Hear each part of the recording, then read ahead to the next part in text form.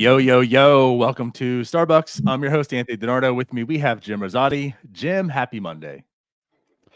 Good morning. Last Good morning. Starbucks of January. It's crazy. Okay. Like we are creeping up on spring training. Yeah, actually, you know what? I was wondering where you were going with this. You're like, last Starbucks. I'm like, "Oh, we just did this for New Year's. Last But Starbucks of January. Next month, pitchers and catchers report. We're about 2.5 weeks away. yeah, that is crazy. Like it's crazy to think about this. Like we're 1/12 of the way through 2024 almost already. Yeah, time's flying by. It, it's the worst. It is the worst. Oh man. No, but honestly, it is. It's weird. Like I think I talked about it a little bit this week, but it's like I'm hitting that stage. Like it's actually hitting me that baseball is coming, and I'm getting really excited about it. So I don't know where you're at. And again, we have our issues with the Pirates and the way they performed in this off season to lead up to the 2024 season. But regardless, just baseball in general, like I'm ready for the season to start. Yeah, I mean football's basically over, so you're done there. Yeah, your You know, Ravens are done. everyone knows too that, I'm a Louisville basketball fan, so I'm checked out there. So there's just nothing going on really from a sports fandom standpoint for me. So yeah, I am also absolutely ready for baseball to start.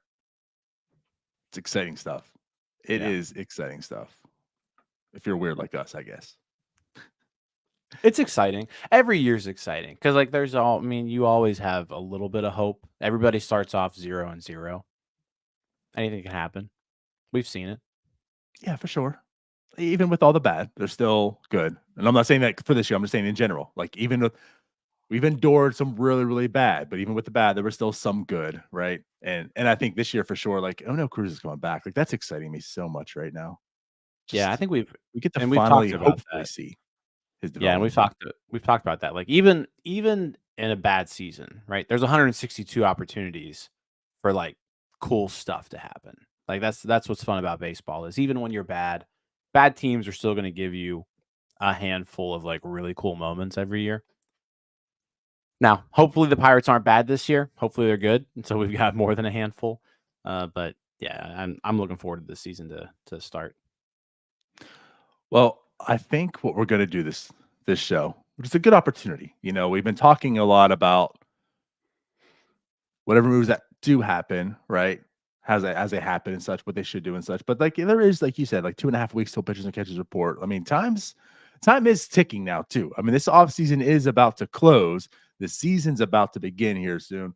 So like teams need to step up and start making some moves because there is a lot of free agents still available. I mean, and again, like we keep talking as Pirate fans, like each day that passes, there's less out there to get, but there is still quite a few free agents in totality. So maybe we can talk about some free agents that maybe the Pirates are or should be targeting. Maybe even like some trade targets or such. Um, because again, like the last move that was made with Aroldis Chapman, I think a lot of fans were kind of blindsided by that. Wasn't expecting that type of a move, but we've discussed at length about what it does for this team. But starting pitching still a need, and now that Alex Wood has gone, and then Paxton is gone, it's like, all right, buddy, what's left? Yeah, I mean you've got to assume that Snell and Montgomery are off the table. Just I mean, I think the Pirates are certainly capable of finding the money to get those guys. It's just Right. based off of the behaviors that we've tracked for 30 plus years following this team. It's just likely not a thing that's going to happen, right? So if you take those two guys off the board, then you start looking at the rest of the guys, and you're pretty much left with two names, I think, who are actually somewhat capable arms. Um, and that's Mike Clevenger and Michael Lorenzen. Mhm. I think those are like your two guys that like if you bring in one of those two guys, then you at least are bringing in someone that you feel comfortable starting the season in the rotation. I'm still even a little bit skeptical on someone like Lorenzen, just because last year was really his first full year starting. And you saw how he kind of broke down towards the end of the year, right?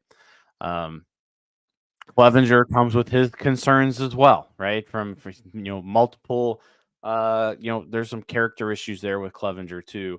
I'm not as anti Clevenger as I am some other guys, because Clevenger's never been suspended for anything. Like he was cleared after an investigation, so like I'm willing to give him a little bit more benefit of the doubt than other guys. But I think those are pretty much the two names right now where, like, if you can't get one of those two guys, and if you can't spring a trade, which we'll talk about later, then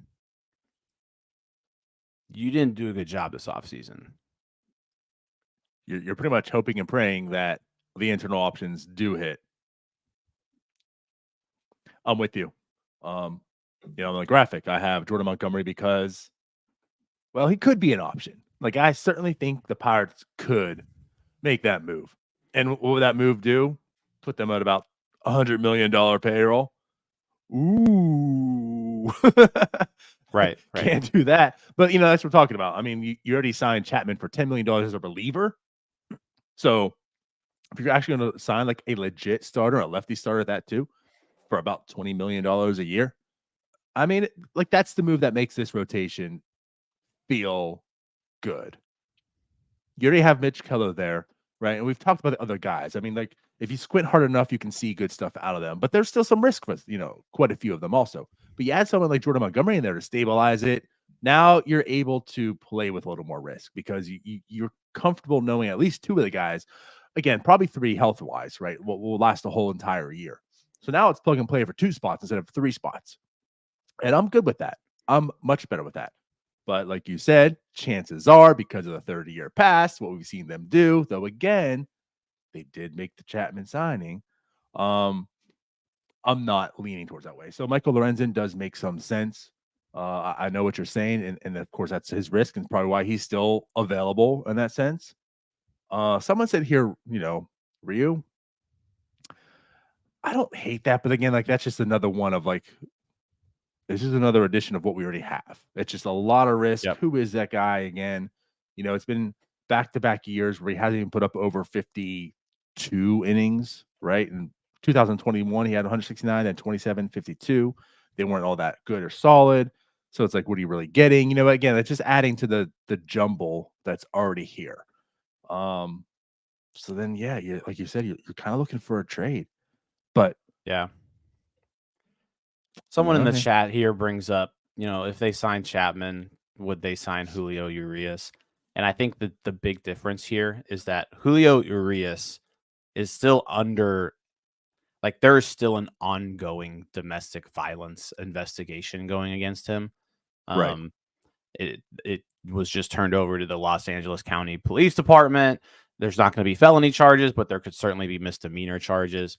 Also, MLB has yet to, hand down anything there.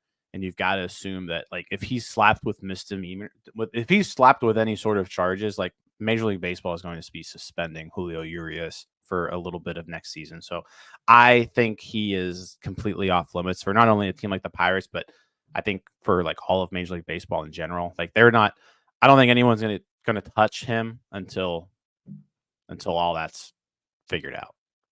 Yeah, I mean, think about it, Jim. The one team that could probably afford to touch him right now is the team that he was with, and they're not touching him. So, can I say something? Like, I'm with you also. There is a clear difference here. Talented arm. We know the talent that's there, but right, you're just not simply doing that at this point in time. Yeah, I think that's out of the equation. And then, like, just looking at the other names, like Brandon Woodruff is somebody who would be interesting, but again, he doesn't help your 2024 team. I'd be completely open to giving Brandon Woodruff a 3-4 year deal, right, for the future, but that doesn't directly impact this 2024 team. So I get what you're saying with Montgomery. Like, it's probably he's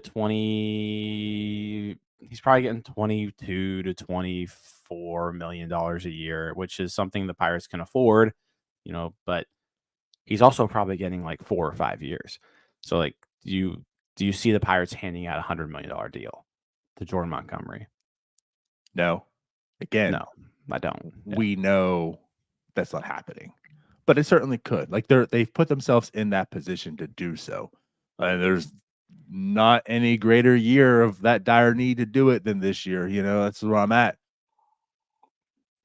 We know there's a lot of pitching coming in the pipeline. That's for sure. But that shouldn't keep you from investing into this year, because you could certainly just use those as trade chips later. Because you know what? You already have a Jordan Montgomery. Yeah, and now look, I mean, don't get me wrong, he fits perfect here, right? Like if you could sign him long term, and then you've got Keller, him, and then that's like, and then Oviedo coming back too. You got to kind of assume he's at least gonna bounce back here and rejoin the starting rotation. But you've got Keller, Montgomery going forward. That just is a lot better next offseason too, because what's going to end up happening here is if these young guys don't hit, because they're not all going to hit, you're going to have to go next Right. year and do this exact same thing again, right? Like if next year we've got Keller and say we've got Skeens and one other guy, you still have to go out there and find two more guys. So, Montgomery fits well.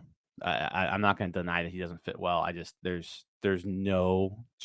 just don't see this team signing Jordan Montgomery. I'm with you.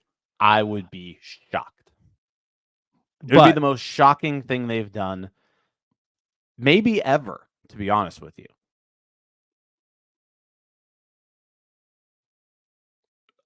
You could argue it. Yeah, I mean, like the pause, I think, says it all. You have to actually like something as stupid as that. It makes you think. Yeah. So I think like that says all that you need. It would be their biggest signing of all time. Yeah, and not even close. But we always hear it takes two to tango, right? And like Jordan Montgomery, we need to want to be here, and that's something that it seems like most free agents haven't been saying to the Pirates.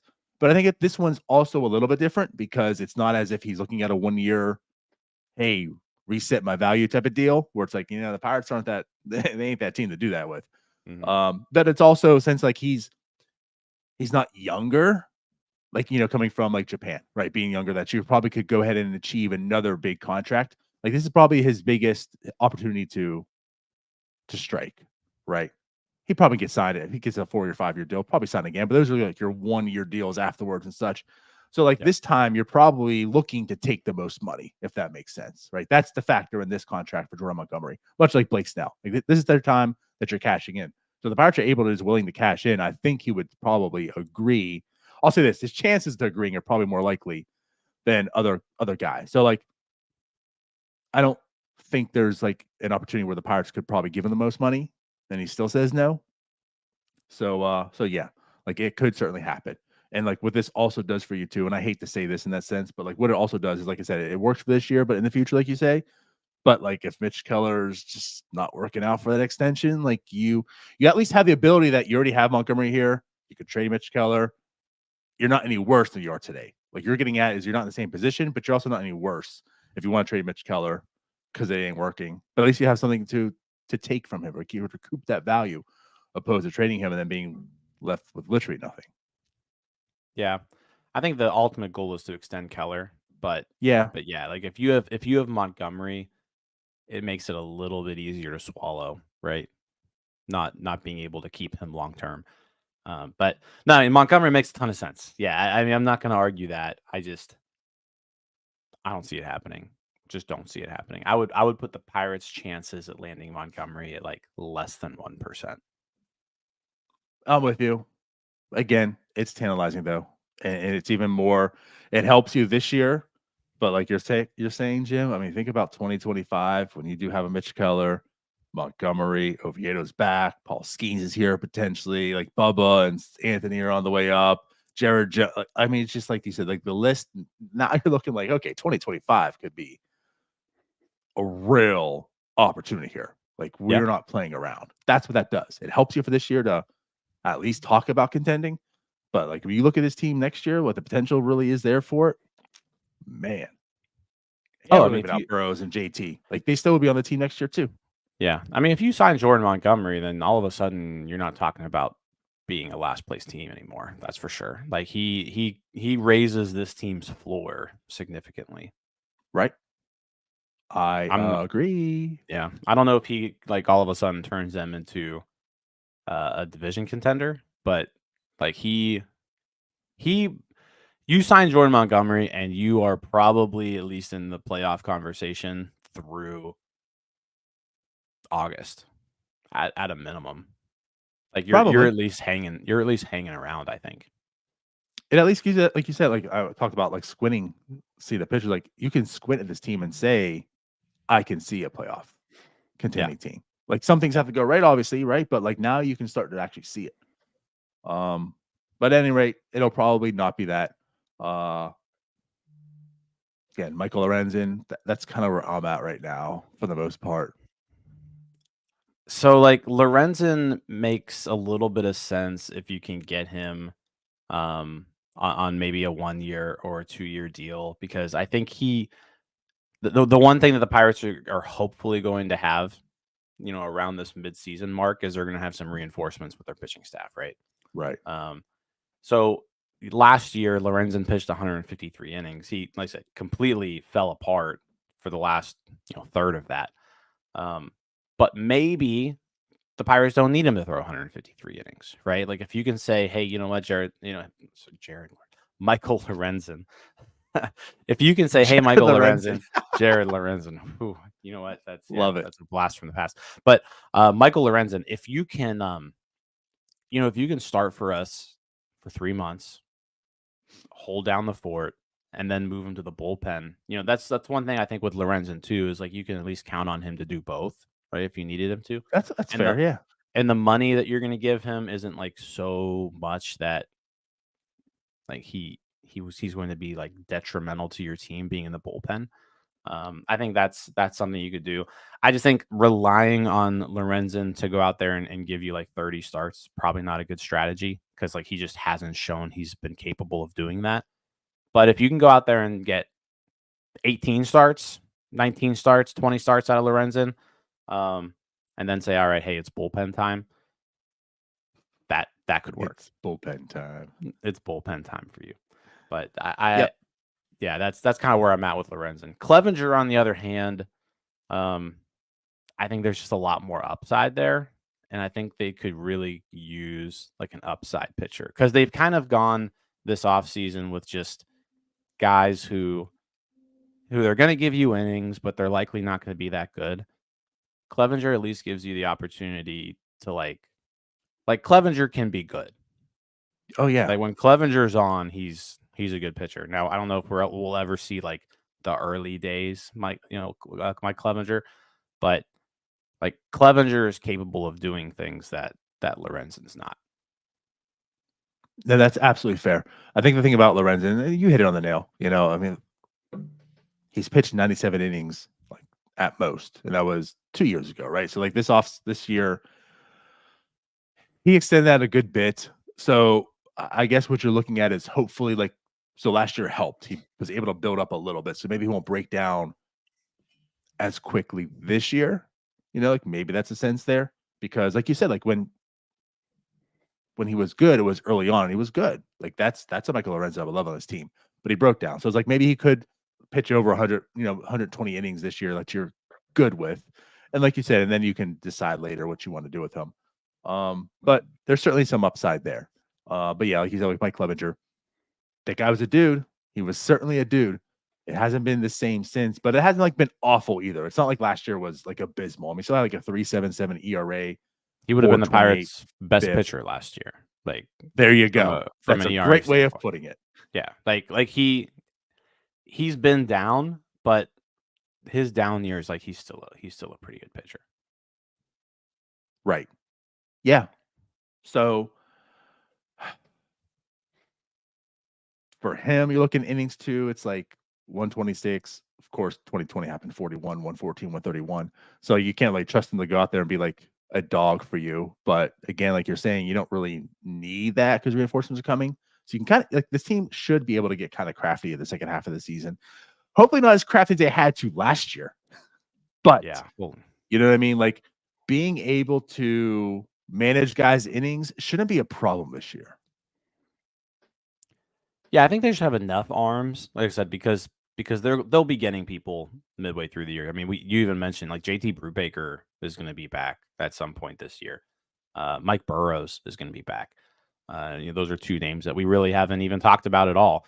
So you get those two guys and you throw them in the mix with Jones and Skeens and I don't think the other guys, Solometo, Chandler, I don't think any of those guys are going to be quite ready this year. But you're going to have a handful of guys who should be capable of filling out that rotation, and you just got at that point you just pick the best few. So, Yep. but yeah, they need somebody to actually pitch the first half of the year, though. That is correct. Yeah, there's some names, I guess, on the free agent market, but like you're saying, like that's pretty much it. Like it is really like those two or bust. It really is, like, because then you're getting into Zach Greinke, who he's old. I love me some Zach Greinke, but he's old. He hasn't been all that. Last year he was not all that great. No. You can count on him to pitch, right? Like he's durable, but he's not good. I'm not touching Domingo Herman with a 10-foot pole. And so then the next names you're getting down to are Matt Boyd, Zach Davies. Jacob Junis has a little bit of intrigue for me there, just because he was really good. He was pretty good last year out of the bullpen, threw a lot of innings, made a few starts, and when he has started in the past, it wasn't terrible, but at the same time, it wasn't good. So I think it's just if I'm bringing Junis in, I'm probably hoping he's a reliever who can start. Yeah, there's just not a whole lot of upside with really any of these guys at all. Not seeing it. Johnny Cueto, another name people are mentioning, but the same thing. He's also old, and he was terrible last year. Right. And I love me some Johnny Cueto also. Yeah, he's just Big old, fan of too Johnny old. Cueto. He's just really old now.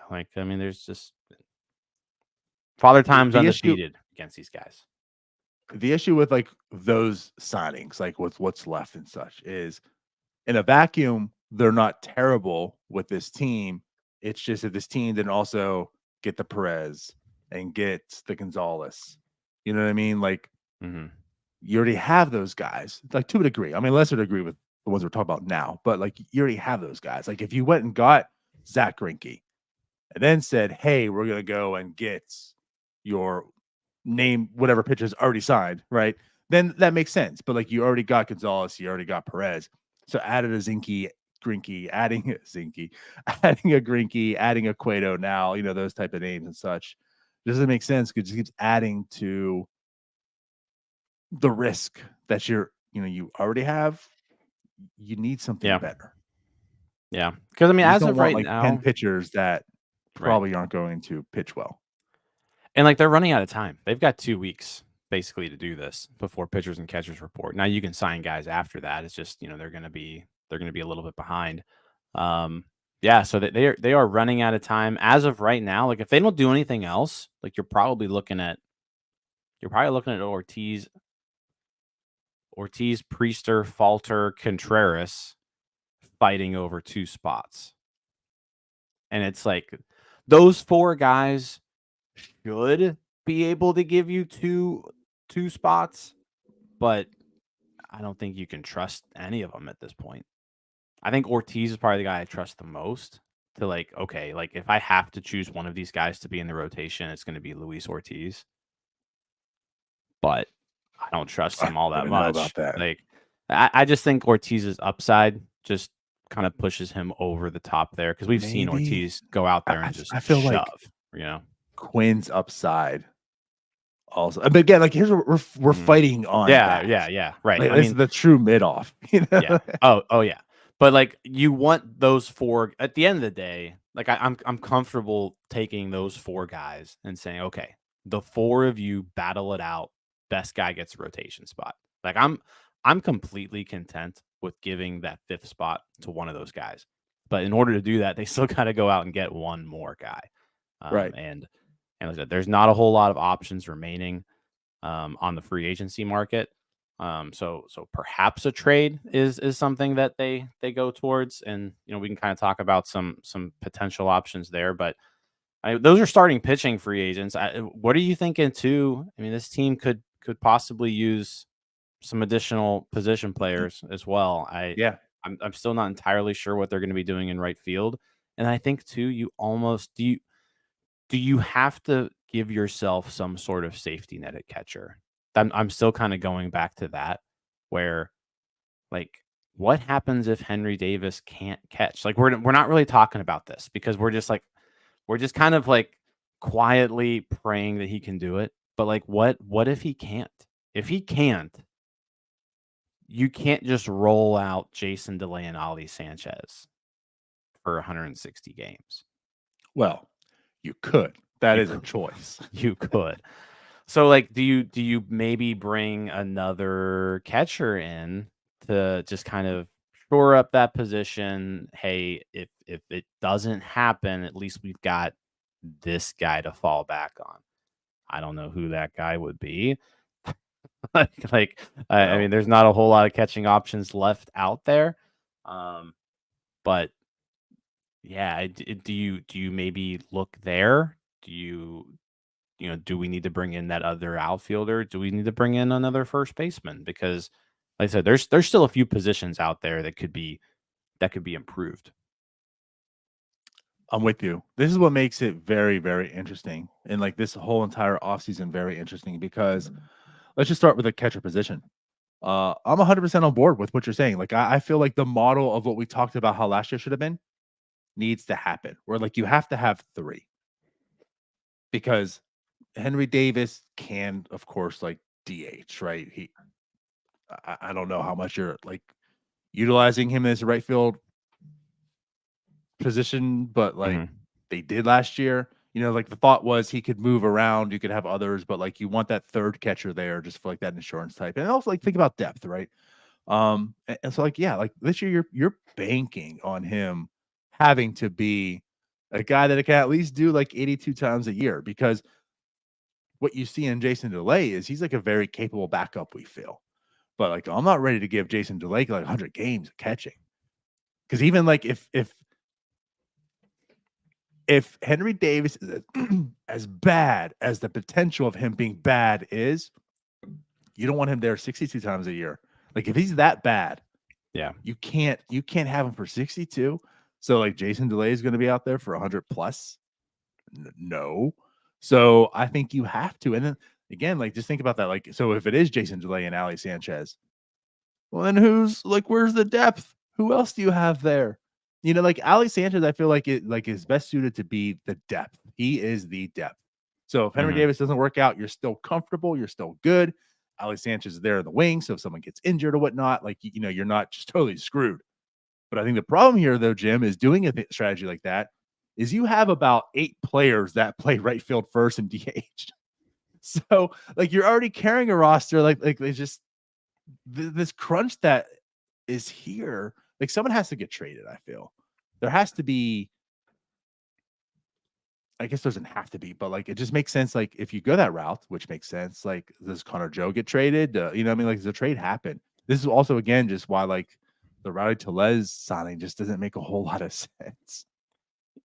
Well, the Rowdy Tellez signing makes sense if he's your first baseman. Like if he's your first Sure. baseman, then it makes sense in that they got like the worst option available, right?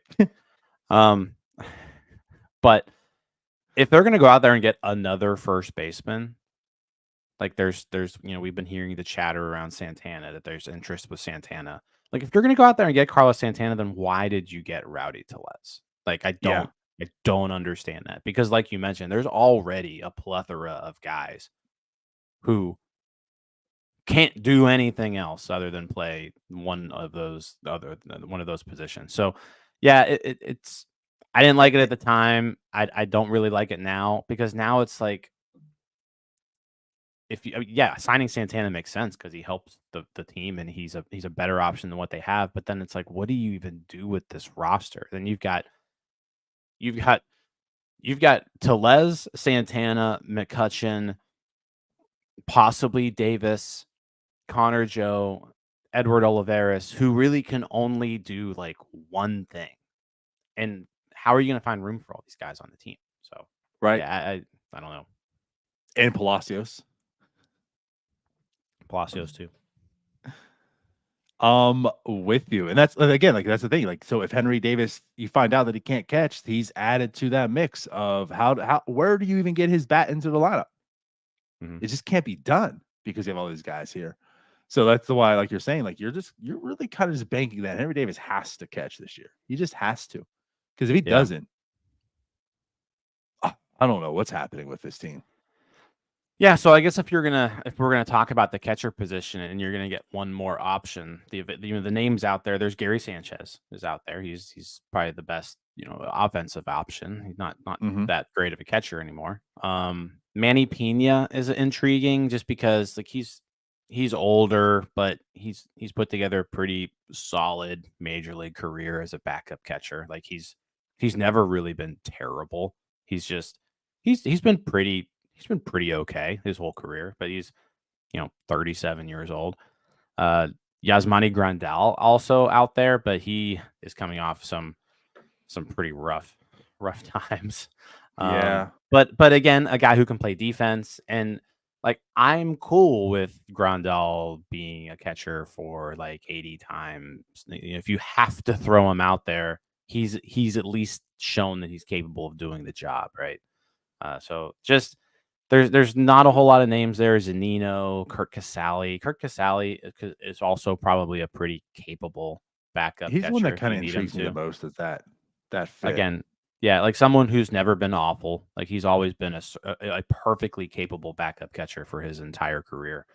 So yeah, there are names out there that they could go after. The only thing is with these guys, like these are probably major league contract guys, so you also need that roster spot. So I think Ali Sanchez, I don't know if he clears waivers or not with how many teams need catching, so if you waive Ali Sanchez and he gets claimed, then you're kind of back in the same spot where you just have two other catchers. So yeah, I'm curious to see what they do there.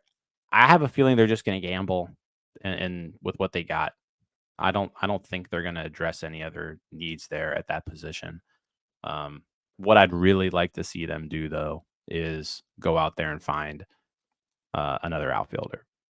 Like, find either a left-handed bat in the corner or a legit center fielder so that you can then move Suwinski over to right. I think that's the move that we're still waiting on. And there are plenty of names there that fit either of those two things, right? Like, they could go out there and they could sign. There's a plethora of people out there to get. Michael A. Taylor, I think, being my personal favorite, just because I think it just helps this roster a lot. Because he can do things that no one else on this team can do. Like he would be the best defensive outfielder on the team, and he puts people in a better position to succeed than they are right now. Right.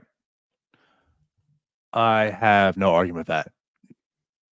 You've been bringing up Michael Taylor for quite some time. He's still available. Others aren't. So like now it even makes more sense because of your options that remain. But I think the idea though, right, of adding a center fielder makes a ton of sense. Just because like is there really a true center fielder on the team? No. Like Jack Suwinski's playing it, and you can argue that it's not terrible. It's kind of like we were talking about with Brian Reynolds. I mean, it was passable. Like Brian Reynolds as a center fielder is good because the bats so well that he becomes a top, center fielder because the defense is passable. Now, you might argue like Jack Swinski's bat's not, of course, at Brian Reynolds' level. So does he need to be a center field in that sense? Putting him in right field where he actually was very positive, metrically speaking. Coming up, which again, like we wonder, that's what was funny. Like coming up to the minors, he wasn't known for the defense at all, but his rookie season, he came up and played right field very, very well, actually. So like sticking him back in the corner makes him a better player because he's in a better, situation defensively. Michael Taylor's out there in center field doing his thing. You don't have to worry about that. And then you have, Reynolds and left. So like the outfield now defensively looks better. And what's that do? That helps out your pitching. That's your looking kind of suspect at, right? So it helps in that Yep. sense. But like what's funny about this is now what you're doing is you're adding Jack Suwinski to that plethora of players of what do you do? So like it's just funny that it does make the team better, but now you're looking at these guys and it's like, okay, so then when does Connor Joe get in? When does you just go down the list? Like how and what? How do you find time and whatnot for these guys? So I think it ultimately makes the team better, and you just figure that out. But that's kind of where you're at. Yeah. Real quick, I want to touch on that right field situation, but real fast. Today's show is sponsored by Chris Gates Fitness. Chris is a friend of the show, and he's an online fitness coach from Pittsburgh. In addition to being a massive Pittsburgh sports fan, he works with people all over town and all over the world to build muscle, burn fat, and improve their health and fitness. In fact, Chris and I have been working together, and I've been able to make a pretty impressive transformation. Just knocked out a workout late last night, so a little sore this morning. But if you're interested in jumpstarting your fitness journey, make sure you're on Chris's mailing list. When you sign up, you'll get a free 21-day training program, a free guide to sustainable dieting, and a free high-protein, low-calorie tailgating cookbook. With those freebies, you'll be able to figure out the best and most sustainable way to manage your diet and exercise plan. Visit chrisgatesfitness.com/newsletter to sign up. Chris also sends out free content every single week to his mailing list, whether it be new articles, YouTube videos, podcast episodes, and more. That's chrisgatesfitness.com/newsletter to sign up. But I want to get back to the right field situation because you said that adding Suwinski kind of gets added to the mix, right? I think Edward Olivares is on this team, like no matter what. Like he's someone who needs to be on this team. You signed Michael A. Taylor, right? And you've got Reynolds, Taylor, Suwinski, Olivares. Palacios then becomes AAA depth. Connor Joe is your platoon option at first base, right? With Rowdy Tellez. Kutch is your pretty standard DH. Yeah, I think there's enough. That right there, you give me Suwinski, Taylor, Reynolds with Olivares as a fourth outfielder option with Connor Joe that you can sprinkle in there. Outfield is in good shape. I'm actually really high on Jack Suwinski this year. Like we haven't talked about Jack Suwinski at all. I'm excited to see Jack Suwinski in 2024. I'll say excited's a good word because I think Jack Suwinski being good, right, is something this team needs. I don't know if I'm here to say like he's bad, but what I'm trying to say is if you've listened to us talk about Jack Suwinski, you know how we feel about him. You look at the numbers, and the numbers all look well, just more consistency, more, all this other stuff. I'm not saying he can't do it. Like, I'm excited to see what the season is because, again, like it is going to be like his third year. It's like, what is Jack Suwinski? Finding out that information, what is Jack Suwinski is kind of exciting. I'm just not ready to bank on it. That's all. I'm not ready to bank on it, but okay. I'm gonna say like a hot take right now that Jack Suwinski is better than Brian Reynolds.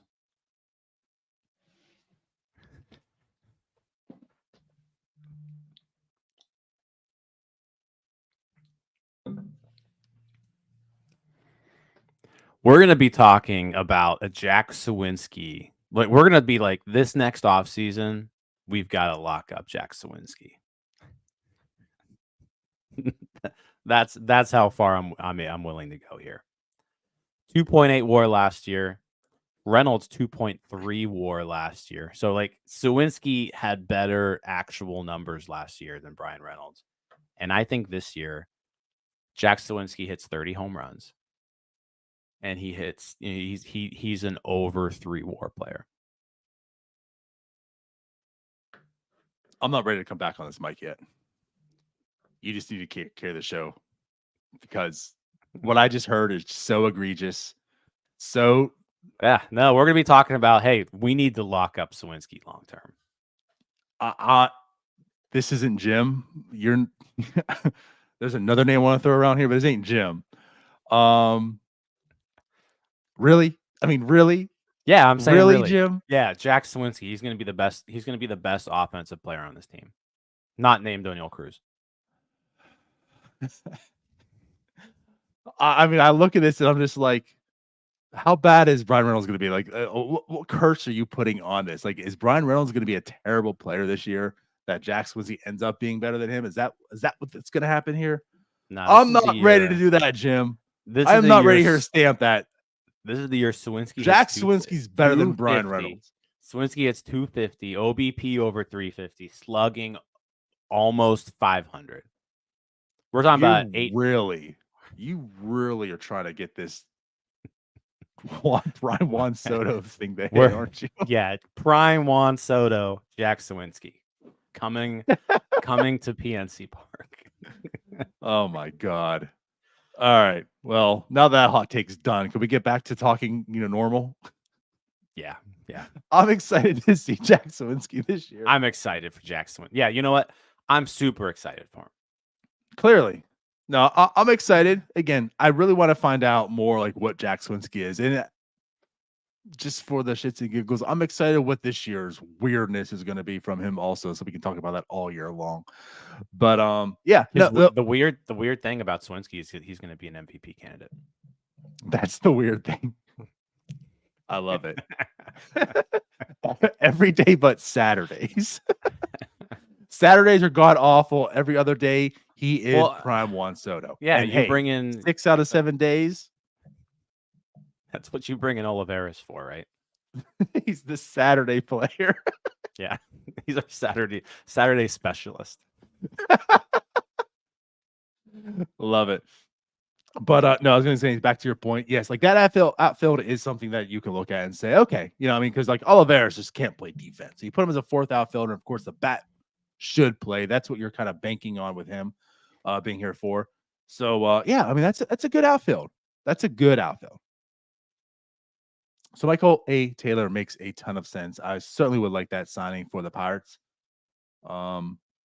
But I guess, and again, that's what's funny. Like if Henry Davis doesn't work out a catcher, like that's just the problem. Like again, Henry Davis has to. He has to. And if you're getting a third catcher, you really can't afford to get like a Michael A. Taylor here as well, because like the roster crunches that present themselves. Because if you get like a Kirk Casale or someone else, then you're also looking probably get a Michael A. Taylor as well.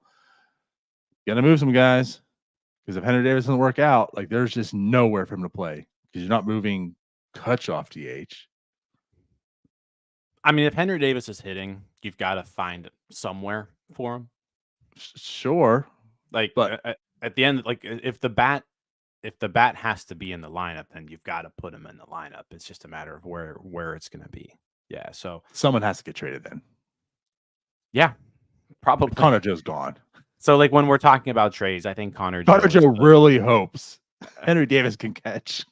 So I think Connor Joe is just like the name where he's someone who teams would probably like to have, right? He can play first base. He can play corner outfield. He can do both things somewhat pretty capable, right?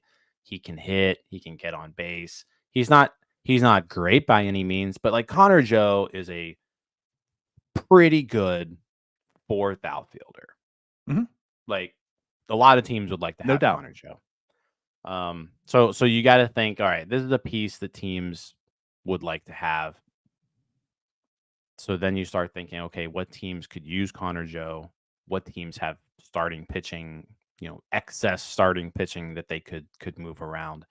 And the team that jumps out, I think more than anybody are the Marlins, right? Like they've just got arms growing out of their minor league system. It's like they've got an arm tree down there that they just pick pitchers from, and boom, they've got starting pitchers. So they've got a lot of guys. You could say you could go the Cabrera route. You could either go the super cheap route, and I've said his name a few times, but I'm dead serious. Like they could go out there and they could get Brian Hoeing, and he probably wouldn't cost a whole lot. And you could you could throw him in the mix there for that last spot. Yeah, that's also an option. Yeah, not a great option, but no, don't do that. It does though put Louisville Battery back together if Henry Davis can catch. If Henry Davis can catch, yeah, and if Hoeing can pitch in a starter's role. So you've got a few options there with Miami, and even like Trevor Rogers. Like I have a feeling they'd probably consider that as well. The Mariners, another one where now we're seeing that they're in on Dylan Cease. So maybe that means that, some of their younger arms, if a trade happens there, some of their younger arms would be going over to Chicago. But we're also hearing the White Sox asking price for Cease is through the roof, right? So Right. I'm not sure if something's going to happen there, which means the Mariners have some arms to deal. Some young arms that are kind of interesting as well. So if you're looking like Woo and Kirby, um, Miller, so they've got some arms there. I don't think some of those arms I think are untouchable on the Mariners, but they're certainly I think willing to deal someone like Brian Woo or Bryce Miller. If you can give them something that they need, which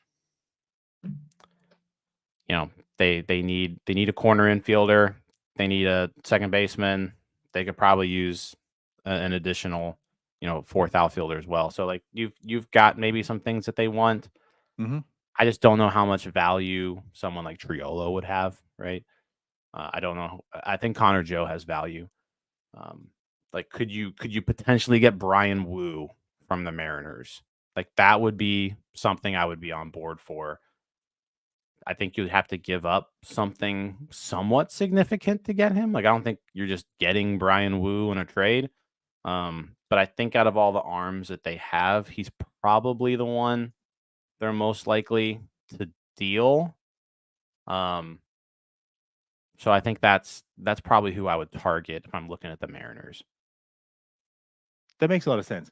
And what I think is kind of cool about these two, teams you're looking to potentially trade with, right, for starting pitching, is both teams could use like major league talent. So you're not really like burning through your prospects entirely, right? I mean, of course, you're going to have to give up prospects, but it's not as if you have to just go and give up like the farm for these guys. Like you can actually give them something they need right now that helps them today, which like again, like a Connor Joe does fit, right? Like he's not the sexiest bat, right? It's not like this impact player right away, but it's certainly a guy that every team can use, especially those two. The flexibility helps, right? But also Mhm. he's cheap, and both of those teams kind of need that right now. I mean, again, he's going to enter ARB next year in 2025, right? Comes a free agent in 2028. It's like he has control. It's like he's a good player, a good enough player who's cheap that both teams would have an interest in, having that type of guy. And then you throw in some prospects as well. So I think it could it's a guy that kind of becomes expendable because of the moves you made, right? And Connor Joe, I would Mhm. like to have Connor Joe as a Pirate, but it becomes expendable if I can get a pitcher that you're talking of. I can lose a Connor Joe to do that, right? So I think it helps lighten the future that you have to give away also by including a Connor Joe as well. So yeah, both of those teams make sense. And I think like a Trevor Rogers probably makes the most sense. I'm not the biggest Trevor Rogers, and Jim, you know this personally. I've never been like really, really high on Trevor Rogers, but that's a guy who's in the rotation for the Pirates right now. And he's in the rotation. Like you don't have to really worry about him. His Yeah. ceiling might be limited, and we can differ on that per se, but he is absolutely there, and I think he's better than the four guys that you mentioned already. So he's your number four. And now you have the four guys battling out for five, and again the rotation you feel more comfortable with. It's still not where it could be with like a Jordan Montgomery, but like you're not going that Mhm. route. You're not looking to spend all that type of money. You trade some things to get it. You get a Trevor Rogers who, like at worst, is your fourth, but he does have the upside to be better. I would take Trevor Rogers. Yeah. Like Yeah, he'd be your number 4. And yeah, he would have the upside to be your number 2. right.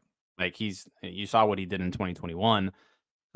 It's still TBD on if he's more of a 2021 guy or if he's a 2022 guy. He's probably more likely in between there. But if you split the difference on those 2 years, then you've got yourself a back end starter Yep. with control. And I was just gonna say, and Yeah. who's here throughout as well. So like, Yeah.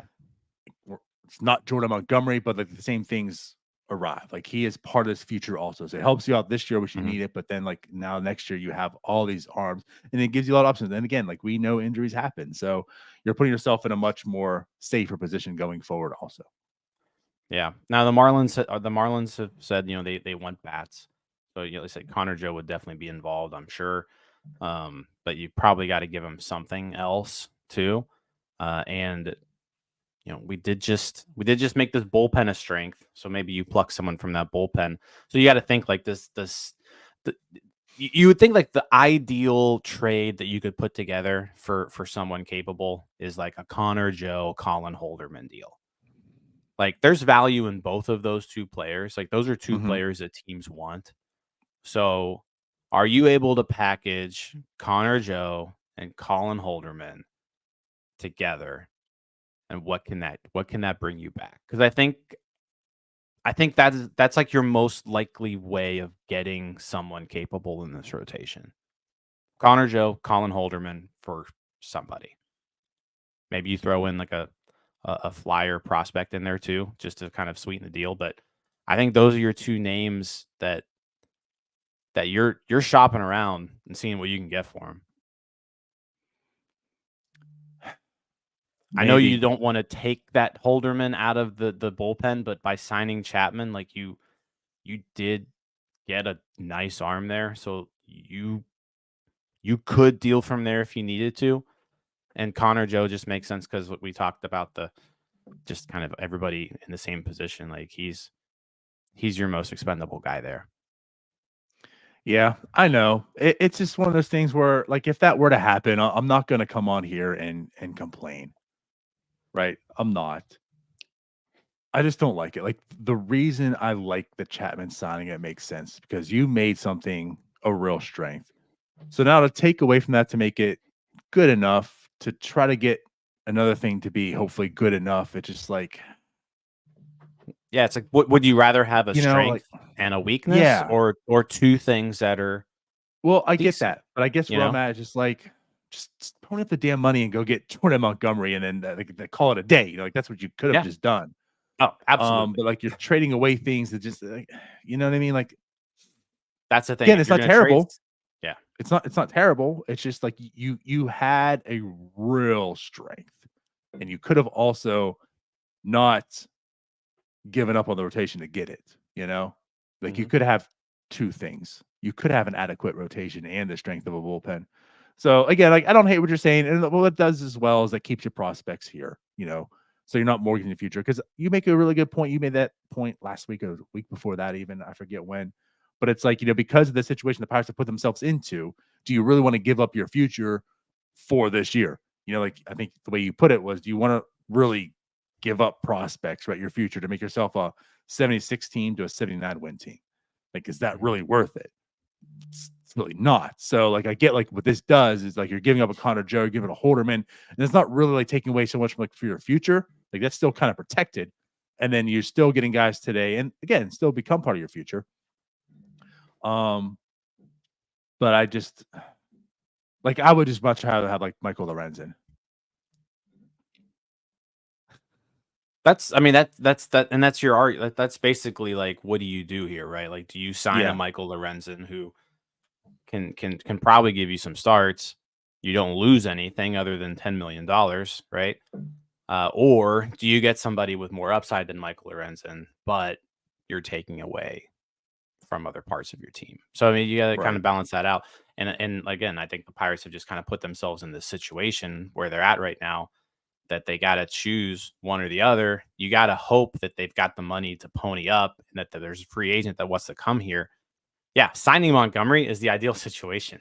Mm-hmm. I don't know if we're there. And No, I'm with you. if you're not there, then the best way to get a Jordan Montgomery type arm is to trade.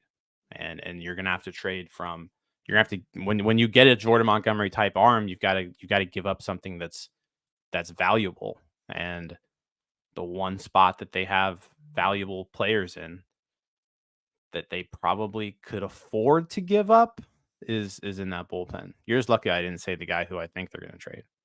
Well, no, I know, and you can't do that for a Trevor Rogers. It would have to be better, but that's something to consider. But Yeah. yeah, I think the best way to put it is like there's not a wrong answer. There's a preference. And I think it's my preference is I would much rather keep the bullpen intact the way it is. That's their strength, whatever. And I feel like if you add a Michael Lorenzen, you can find ways to get creative to put your starters in better positions to make them better. and then roll out that way, opposed to getting Trevor Rogers and then weakening that bullpen back to like where it was. Because then again, like Chapman's gone too next year, so you have to hope guys do become like the Majinskis do become what you hope and such, and that way like your future bullpen isn't back to where it is. So that's all. That's all. I would just much rather, I think, go get Michael Lorenzen, keep Holderman and Joe, or maybe use Joe as like something else, right? But yeah, I guess that's just where I'm at. All right. So before we go, we've been on here almost an hour. Yeah, let's get out of here. What's your GM? You've got 2 weeks. What are you doing? Signing Jordan Montgomery. Let's say Montgomery's not an option. You don't have the budget. You don't have the theoretical budget. Damn it, Bob. Bob Nutting says no. Bob Nutting says no. You can't go out there and spend. I'm demanding a trade. Trade me to another team. All right. So Jordan Montgomery says no. What am I doing? I'm signing Michael A. Taylor. Okay. I'm definitely doing that because I like everything that brings and presents itself, right? So Palacios, there's your roster move, right? Palacios off the team. They still have to make a roster move for Chapman too. Yeah. But go on.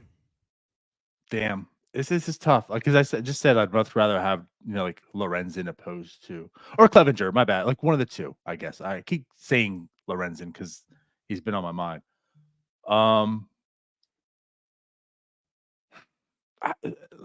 A trade makes sense. I just don't know the level.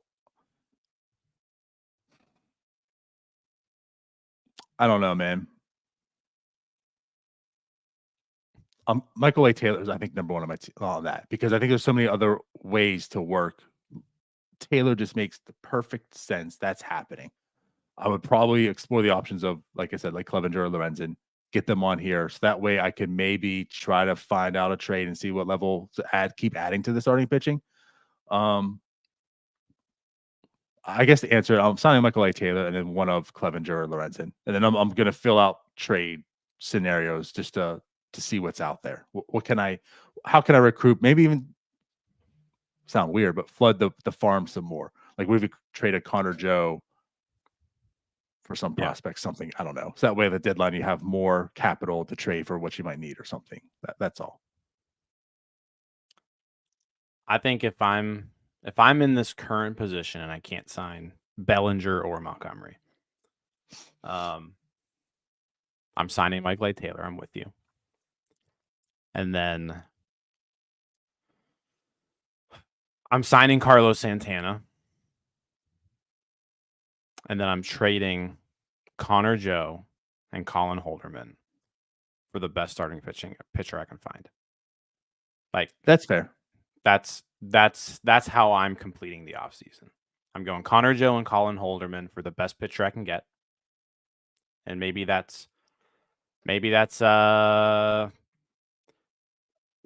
Trevor Rogers, maybe that's Edward Cabrera, maybe that's Wu, maybe that's Emerson Hancock. I don't know, right? But I'm trading those two guys for the best starting pitcher I can find. And I'm throwing in, a prospect if I need to, just for some value. Can you throw in Rowdy Tellez Johnson just for some value too? No, I'm not throwing in like a Tamar Johnson level guy, but I'm throwing in someone else just to kind of maximize my value there. And then those are my three moves: Michael A. Taylor, Carlos Santana, and then I'm trading Joe and Holderman for the best starting pitcher I can find. Right. All right. Well, there you go. I like it. Let's answer this quick question from Dave because I think it'd be quick. He does ask, do they trade Ortiz and Roansy, or are they part of the 24 team? I don't think they trade Ortiz. I think we've talked about this a little bit at length, but I think obviously Roansy is an option because, speaking of options, he doesn't have any. And we don't know what he is. So like I think there's a scenario that he could be traded. Again, like I don't know who's trading for him though. Yeah, I think I'm not trading Ortiz because I think I think Ortiz is in the rotation. Like if I'm the Pirates right now, Luis Ortiz is my number 5 guy if I'm getting that one other pitcher. But Roanzi,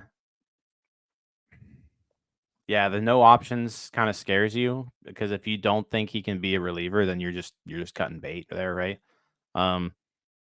If you're going to trade Contreras, you probably need to trade him to a bad team. Like I think if a bad team would be like, okay, you know what, we are willing to sacrifice a 26-man roster spot for this guy just to see what happens, right? So then you know, that gives you Oakland, Washington, Colorado, you know, those types of guys. I mean, he is the quintessential low risk, high reward trade piece. Oh yeah. Like if you say, if you're a bad team, you're trying to get Roansy because you're probably not giving up much to get him. Yeah. And if I'm a bad team, yeah. If I'm a bad team, I'm taking him all day. Like if I have no aspirations for 2024, give me Roansy. I'm gonna stick him out there and see if there's anything left in him. So he's attractive to, I think, some people. I could definitely see a trade happening there. I don't know what the market would be like. Like I don't know if you're getting anything in return for Roansy Contreras that's really helping you out in 2024. So you might as well just like screw it. Let's see if we can get something out of him. Unless someone's going to address one of your needs, you know. Right. I would say like he legit is a DFA candidate. Oh yeah. That's where you're at with him. So I think what you're alluding to is, do you want to recoup any type of value from him opposed to just losing him? Yep. Because if he's not starter material, he's going to that bullpen. And if he finds out he's not bullpen material either, that's nowhere for him to go. He's being DFA'd. Yeah. Nola says row for Prado. I don't know if the Royals would do that. I don't know if the Royals are a bad enough team to take on Roansy either. Like if we're being honest, but I think that makes sense for them though. Like they're not there yet. Like what the Royals are doing seems like what the Pirates should have done last year. Like they're building now to prep for the future. So I feel like they could fit in a row for today to find out if he's part of that future. That's true. Not, he at least fits into their bullpen with him too. Yeah, he at least fits into their bullpen. Prado, I don't even think is going to be on their team because Pasquantino is going to be back. So, you know what? I mean, I would do that trade in a heartbeat. I would give Prado an opportunity because you sign Prado, and he's kind of like you give him and you give him and Tellez, you know, kind of split time there at first. I'd be down for that. I don't know if that's a possibility, but yeah. If that was offered to me today, I would take it. This is where we've come with Roe. He had an entire day. he had a Roansy day. Yeah. And we're contemplating trading him for Nick Prado. I think there's still something there with Prado too. Like I'm not ready to give up on him. And you're hoping that Kansas City thinks the same thing about Roansy. Right. And again, that's where we're at. Although Prado was terrible in limited time in the Pacific Coast Awful. League. Actually, no. Actually, Omaha's in the International League. Never mind. Doesn't matter. He was awful. He was bad. He was bad. Could have been on the Jupiter League. He was awful. He struck out 40% of the time last year in the majors. It's a little rough. Yeah. I don't really believe too much in the Prado, but again, that's where we're at. Yeah. So let's get out of here because we were ending this on a good mood. Oh, you know what? Let's go back. Let's rewind. Let's end this. Tell us about Jack Suwinski being an MVP this year. Yeah, Jack Suwinski. You know what? Earlier in the episode I said over 4 WAR. 4 WAR season. Jack Suwinski coming in. You know what? We got more time. Let's get the Jack up to 5 WAR. Screw it. Talk if 20 more minutes. If Jack Suwinski can put up a 5-win season this year, Pirates are going to the playoffs. Well, yeah. I think so. Yeah, it's happening. All right. Let's go. This is getting off the rails. Let's get out of here. Thank you for watching. We'll be back again. Not a whole lot this week. It's kind of short on content. We'll be back for NS9 Live. Tyler and I, you're going to be away. And then Neil and Doug go to the movies again. That's pretty much it this week. Yeah, I'm looking forward to the movies. I've got a flight later today. The movie that they're watching is Hot Fuzz, and I've never seen it, so I'm gonna watch it on the plane tonight. There you go. Look at you being such a good team member. Yep. All right, we're out of here. Thanks for watching. We'll see y'all later. Bye-bye. See you all. Hey, you all. Thank you for watching. I know we try to provide the most entertaining content that we can, and we'd love to spread it to as many people as possible. So I know it doesn't seem like a lot, but if you could take the 5 seconds to like this video and subscribe to the page, it helps out so much more than you know. Thank you, and let's go Bucks.